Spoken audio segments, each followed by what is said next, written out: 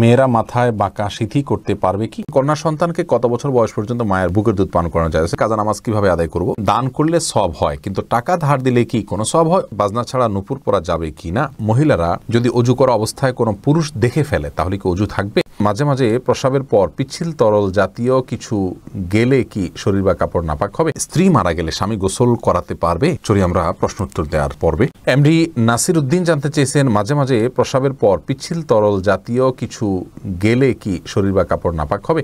যদি শরীরে লাগে তাহলে সেই অংশটা ধুয়ে ফেলবেন, কাপড় লাগলে সেই অংশটা ধুয়ে ফেলবেন, বাস তাহলেই চলবে।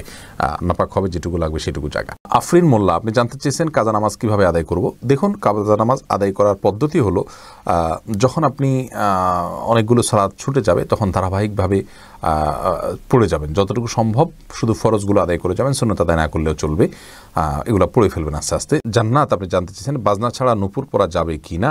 জীবন আপনি নুপুর পড়তে পারেন যদি সেটাতে বাজনা না থাকে এবং বাহিরে আপনি যখন পড়ে যাবেন সেটা আপনার পায়ে থাকতে পারে, কোনো অসুবিধা নেই। এসেছে হেলাল খান জানতে চেয়েছেন, অজু করার সময় দাঁত থেকে রক্ত বের হলে কি অজু হবে?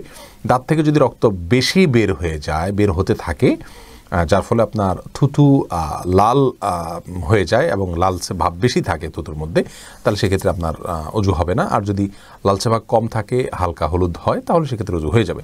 আব্দুল মমিন জানতে চেয়েছেন, মহিলারা যদি অজু করা অবস্থায় কোনো পুরুষ দেখে ফেলে তাহলে কি অজু থাকবে? দেখুন ভাই আব্দুল মমিন, অজু করা অবস্থায় কোনো পুরুষ দেখলে অজু ভাঙবে এমন নয়, তবে সেটা যদি ইচ্ছাকৃত দেখেন তাহলে গুনাহ হবে, আর অনিচ্ছাকৃত হলে গুনাহও হবে না, কিন্তু এই দেখার সাথে অজু ভাঙার কোনো সম্পর্ক না, অজু থাকবে ইনশাআল্লাহ। মামুন চৌধুরী জানতে চেয়েছেন, বাচ্চাদের প্রস্রাবের ফোঁটা মেঝেতে পড়লে যদি তার নিজে নিজে শুকিয়ে যায় তবে কি তাদের নামাজ পড়া যাবে? যদি নিজে নিজে শুকিয়ে যাবে, কোনো আলামত না থাকে, তাহলে সেখানে নামাজ পড়া যাবে। নাহিদ আলম জানতেছেন, উলঙ্গ ছবিতে ভুলে দৃষ্টি পড়ে গেলে কি গুনাহ হবে? ভুলে দৃষ্টি পড়ে গেলে গুনাহ হবে না, কিন্তু যখনই স্মরণ হবে তখনই সাথে সাথে ফিরে আনতে হবে। আল্লাহ তাআলার ভয়, আল্লাহ তাআলা আমাদেরকে সেই ভয় এবং তাকওয়া নসিব করুন। এমডি মনসুর আলী জানতে চেয়েছেন, মোবাইলের মাধ্যমে বিয়ে করা জায়েজ আছে কিনা? আমরা এর আগে বারবার উত্তর দিয়েছি, মোবাইলের মাধ্যমে বিয়ে করা জায়েজ হতে পারে, তবে ভিডিও কলের মাধ্যমে সেটা হতে হবে।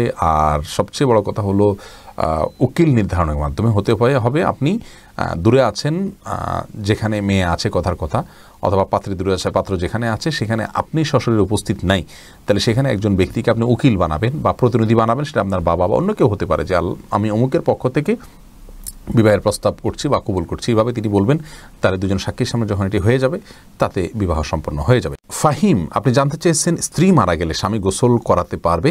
আর কি কি করণীয় আছে স্বামীর জন্য?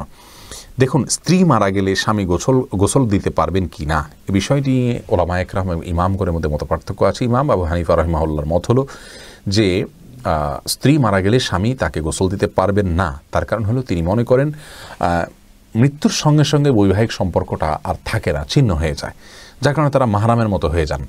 এখানে অন্য কোনো মেয়েরা গোসল দিবেন। যদিও অন্য ইমামদের অনেকেরই মত হলো যে না, বৈবাহিক সম্পর্ক মৃত্যুর মাধ্যমে ভেঙে যায় না, বরং বৈবাহিক সম্পর্ক তালাক না দিলে সেটি কিয়ামত পর্যন্ত, বরং চিরকালের জন্য, অনন্তসীম কালের জন্য এই সম্পর্কটা হয়ে যায়। যার কারণে তাদের দৃষ্টিকোণ হলো যে স্বামী তার স্ত্রীকে গোসল দিতে পারবেন, স্ত্রী তার স্বামীকে গোসল দিতে পারবেন। তো এক্ষেত্রে যদি ভিন্ন কোনো ভালো মহিলা থাকেন যিনি গোসল দিতে পারেন, সেটা ভালো, এবং এক্ষেত্রে কোনো অসুবিধা নেই। মাহফুজ মুন্না আপনি জানতে চেয়েছেন, খাওয়ার সময় ছেলেদের গোপে পানি বা খাবার লাগলে তাকে হারাম হবে? না, এমন কোনো কথা নেই, গোপে পানি বা খাবার লাগলে হারাম হয়ে যাবে, এটা জায়েজ নেই। খালেদা আক্তার জানতে চেয়েছেন, মেয়েরা পর্দা না করলে মা বাবার কবরে কি আযাব হবে?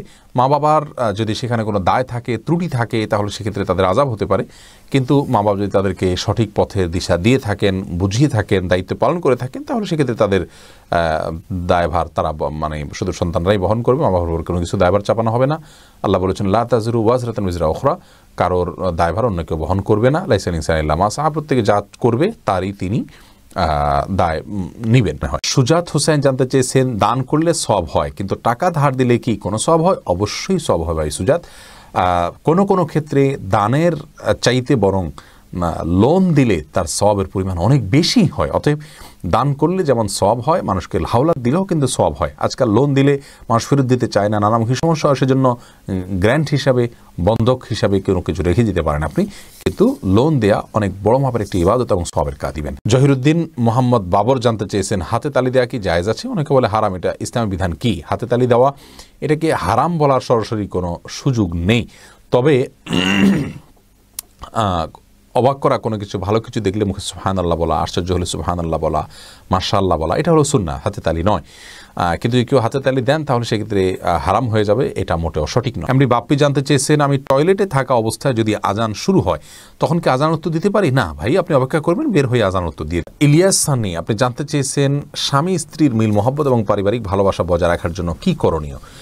ভাই ইলিয়াস, স্বামী স্ত্রী মিল মহব্বত এবং পারিবারিক ভালোবাসা বজায় রাখার জন্য সর্বপ্রথম করণীয় হলো পরস্পরের প্রতি যে দায়িত্ব আছে সেই দায়িত্বগুলো ইসলাম শরীয়তের দৃষ্টিকোণ থেকে যেগুলো আরোপিত হয়েছে সেগুলো সম্পর্কে জানতে হবে, 1 নম্বর কাজ। দ্বিতীয় কাজ হলো আল্লাহর কাছে দোয়া করতে হবে। সূরা ফুরকান আয়াত নম্বর 74 যে দোয়া আছে, রব্বানা হাব লানা মিন আজওয়াজিনা ওয়া যুররিয়াতিনা কুররাতা আয়ুন ওয়াজআলনা লিল মুত্তাকিনা ইমামা, এই দোয়া স্বামী স্ত্রী উভয় বেশি বেশি করে অর্থ বুঝে আল্লাহর কাছে নিবেদন করতে হবে, আল্লাহ যেন তাদেরকে সুখ শান্তিপূর্ণ জীবন দান করেন। তৃতীয়ত, তাদের মিল মহব্বতের জন্য দুজনকে ধৈর্যের প্রশিক্ষণ নিতে হবে এবং ধৈর্যের পরাকাষ্ঠা প্রদর্শন করতে হবে। প্রিয় নবী সাল্লাল্লাহু আলাইহি ওয়াসাল্লামের দাম্পত্য জীবনে কতটা ধৈর্যশীল ছিলেন, মেয়েদেরকে কতটা আপনার সহনশীলতার কথা বলেছেন এবং স্বামীর প্রতি কৃতজ্ঞতা আদায় করতে বলেছেন, এই বিষয়গুলোকে আমাদের মাথায় রাখতে হবে ইনশাআল্লাহ বিদিল্লাহ। তাহলে দাম্পত্য জীবনে সুখ শান্তি নেমে আসবে। সর্বোপরি আল্লাহর অবাধ্যতা এবং হারাম এর পথ থেকে সরে আসতে হবে। হারামের পথ যদি খোলা থাকে তাহলে সেখানে শান্তি থাকে না। আল্লাহ তাআলা আমাদেরকে দাম্পত্য জীবন সুখী করুন। নিশাত তাসনিম আপনি জানতে চেয়েছেন, মেয়েরা মাথায় বাঁকা সিঁথি করতে পারবে কি? মুরব্বীদের পক্ষ থেকে বলা হয় যে নারীরা মাথায় বাঁকা সিঁথি যে করে কিয়ামতের দিন পুলসিরাতের রাস্তা খুঁজে পাবে না, তাকে বাঁকা রাস্তায় চলতে হবে না, এরকম কথা কোন হাদিসে আছে বলে আমি জানি না যে বাঁকা রাস্তায় চলতে হবে পুলসিরাতে, এরকম কোনো কথা নেই। এমনি মনির ইসলাম জানতেছেন, আজানের আগে সালাত আদায় করা যাবে কি? আজানের আগে সালাত আদায় করা যাবে যদি ওয়াক্ত হয়ে যায়। ওয়াক্ত হওয়ার সাথে সম্পর্ক আজানের সাথে কোনো সম্পর্ক নেই। তামান্না ইসলাম সেতু আপনি জানতে চেয়েছেন, মেয়েদের কি পশু পাখি জবাই করা জায়েজ আছে? বোন, অবশ্যই জায়েজ আছে। মুরগি, হাঁস, এই জাতীয় পশু পাখি, গরু, এগুলো জবাই করার ক্ষেত্রে অনেক উদাহরণ আমাদের সমাজে আছে। যেমন ভাই বোন দুজন মিলে একসাথে গরু জবাই করতে পারবেন না শেয়ারে। তারপরে আপনার মেয়েরা গরু বা ছাগল বা কোনো পশু জবাই করতে পারবেন না। গোসল ফরজ অবস্থায় গরু ছাগল জবাই করা যাবে না। স্বামী স্ত্রী একজন ধরবেন একজন জবাই করবেন, এভাবে করা যাবে না। এরকম নানাবিধ কথা আমাদের সমাজে প্রচলিত আছে, এগুলো সবগুলো ভ্রান্ত ধারণা। ছেলেরা যেমন জবাই করতে পারবেন, মেয়েরাও কিন্তু সেভাবে আপনার জবাই করতে পারবেন, কোনো অসুবিধা নেই।